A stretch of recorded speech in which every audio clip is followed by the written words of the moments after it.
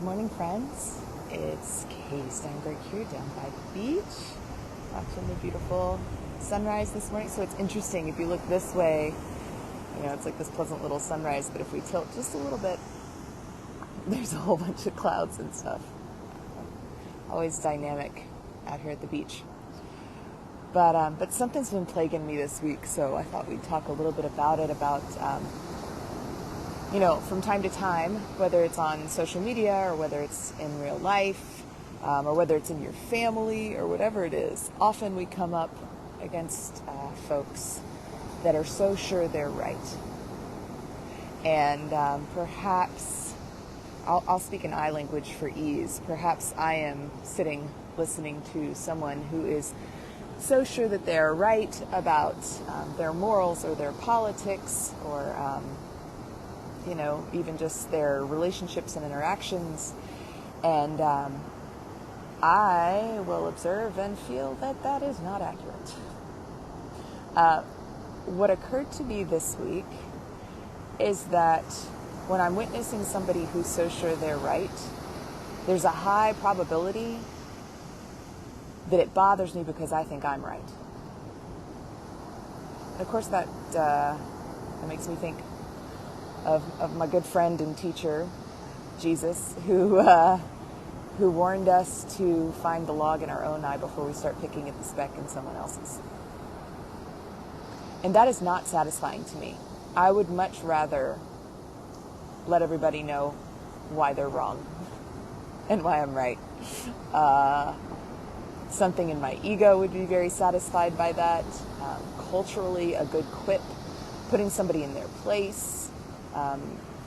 Myself and anybody who's watching that's a parent, we get a lot of influence from our own parents of, teaching right and wrong, or to our own kids, teaching right and wrong. And I don't know, I think there's just a big draw to want to put people in their place.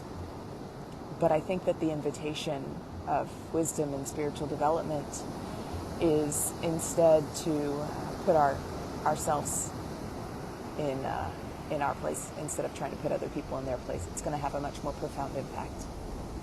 The self-examination will have a much more profound impact than any set of words I can say to try to show someone else how they're wrong.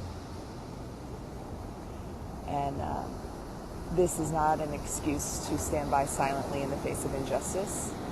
That's a whole different thing. But it is an opportunity for self-examination. I myself have been struggling with some situations with some folks who are just very convinced that I'm wrong, which of course means I think they're wrong, which is always the catch, right? And I feel very grateful to be a person who has my faith is intact and my self-esteem is intact, and have worked really hard on my spiritual development.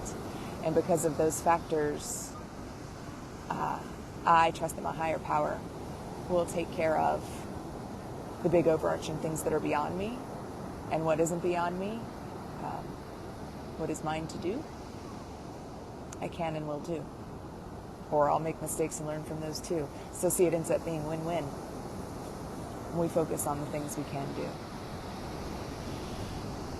So I hope today you'll find some time to take a deep breath, that you'll find some time to enjoy the beauty of God's creation, and that when you find yourself in that seething situation with someone else who's so sure they're right, that instead of analyzing and discrediting all of their points, we might look inside and see why we're so triggered.